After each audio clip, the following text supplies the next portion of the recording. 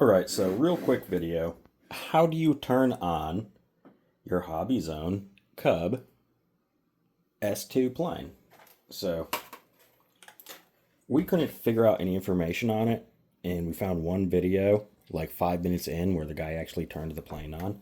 So, we're just going to go ahead and turn this plane on. So, I noticed that it really doesn't matter where your throttle's at when you do it, but the first thing you want to do is turn your controller on. Then you want to take and you want to plug in your plane.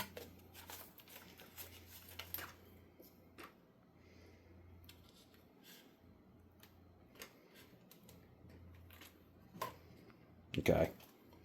So you can see a little light flashing in there. After a while, that light will just turn off sometimes. So if you plug your battery in, your battery's probably fine. The light just turns off occasionally. So you need to let this thing set for 5 seconds, and then it will sync to the controller. Now it's synced, you're on, you're ready to go. And you can see it doesn't even matter where the throttle position was. Now you can go ahead and just go fly it. Everything works. So if you want to turn your plane off, the best thing to do is to unplug it first. And then you can turn your controller off.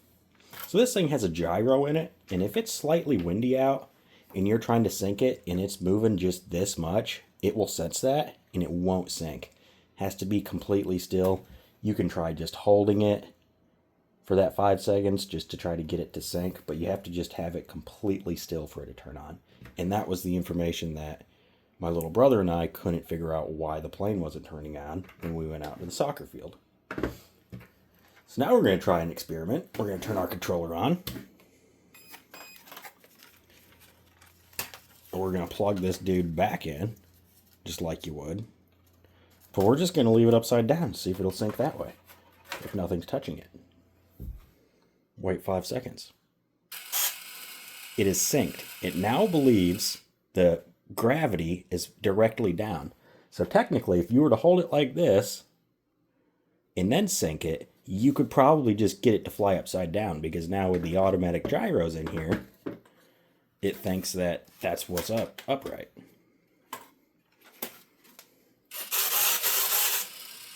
See? Perfectly synced as long as it's sitting for 5 seconds. See it trying to... It did go back to center that way, but even if it's upside down, as long as it sets for 5 seconds, it will sync.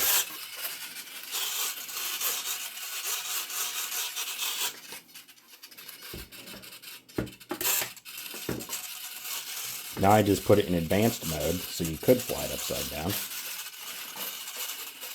And in advanced mode, all it's doing is if a wind gust goes like this, it'll try to adjust to get the plane to just keep flying forward. Same as if it just feels anything. So that's what those gyros would do. When you're in the beginner mode, switch all the way down, and that's going to limit like how much you can turn and tilt and everything. And it won't really let you go upside down with it. It makes it easy to fly. Here we go. I just did it backwards. I turned the controller off first. That was naughty. But let's do it again. And let's just shake the plane around a little bit for you. And that'll show you that it just will not connect if it's the slightest bit windy out. Now say we're out in the field. We're ready to go. But it's a little bit windy out. And we're just waiting to see if it'll connect. It can sense this, and it needs to just sit perfectly still. See how it's not syncing? So now if you just let it set, 5 seconds, now it's synced up and you're ready to fly. See? So, important, you just have to let it sit perfectly still. And if it's a windy day out, it is very hard to just try to get this thing just to be still. Oh, what's it doing? Oh,